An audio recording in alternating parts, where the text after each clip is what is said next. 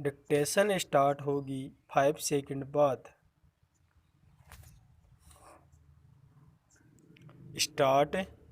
हाल ही में पर्यावरण, वन एवं जलवायु परिवर्तन मंत्रालय ने पर्यावरण प्रभाव आकलन 2020 पर एक मसौदा अधिसूचना जारी की। यह पर्यावरण प्रभाव आकलन 2006 का स्थान लेगा।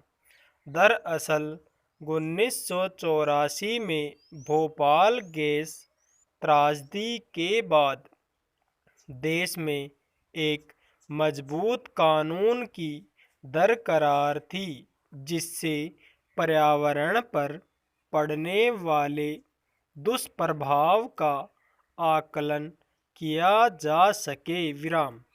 इसके लिए वर्ष 1986 में पर्यावरण संरक्षण अधिनियम लाया गया, जिसके अंतर्गत 1994 में पर्यावरण प्रभाव आकलन आया। इसमें कई प्रावधान समाहित किए गए हैं, जिसके तहत प्राकृतिक संसाधनों के इस्तेमाल और पर्यावरण पर पड़ने वाले प्रभावों की निगरानी की जा सके। यह उसके सकारात्मक और नकारात्मक पक्ष का अध्ययन कर सुझाव प्रस्तुत करता है।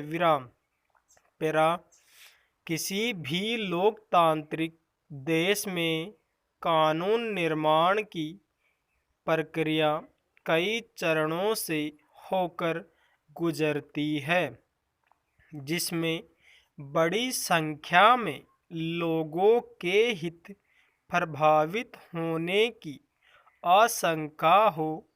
उसमें लोगों की भागीदारी सुनिश्चित करना आवश्यक होता है।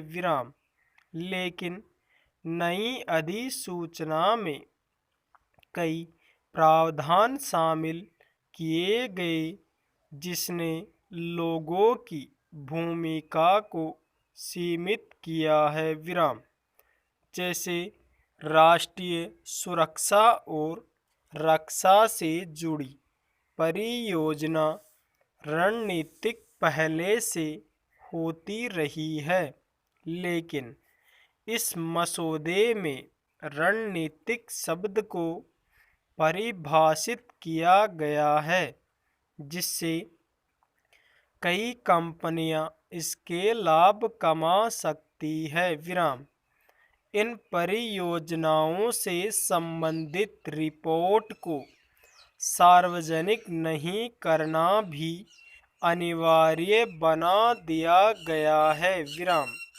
इसके अलावा देश की सीमाओं से जो किलोमीटर के दायरे में आने वाली परियोजना की जन सुनवाई नहीं होगी। इसका सबसे अधिक प्रभाव उत्तर पूर्व के इलाकों में पड़ेगा, जहां जैव विविधता के लिहाज से सबसे संवेदनशील जगह है। ऐसे ही कई प्रावधान है जिससे पारिस्थितिकी संवेदी क्षेत्र की अनदेखी की गई है। अधिसूचना में तमाम पर्यावरण वैज्ञानिक अनुभवों की उपेक्षा की गई है, जिससे आर्थिक निवेश के लिए सरकार की तत्परता स्पष्ट होती है।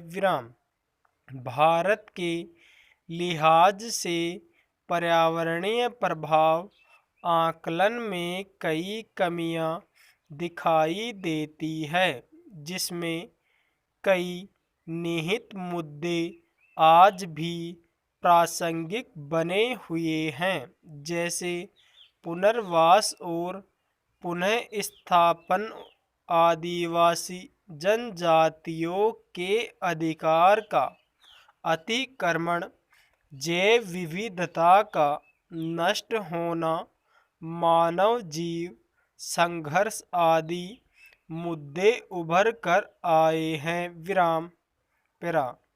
यह किसी से छिपा नहीं है कि आज भी कई आंदोलन जैसे नर्मदा आंदोलन, गंगा बचाओ आदि गांधीवादी आंदोलन के जरिए लोग अपनी मांग को लेकर संघर्षरत है। विराम। पिछले काफ़ी समय से प्राकृतिक तथा मानवकृत आपदाओं में लगातार बढ़ोतरी देखी जा सकती है, जिसका सबसे ज़्यादा प्रभाव गरीब और वंचित समुदायों पर पड़ता है। विराम। बढ़ती जनसंख्या, अनियोजित कृषि, शहरीकरण, औद्योगिकरण के कारण पर्यावरण असंतुलन का संकट पैदा हो गया है। पूर्ण विराम।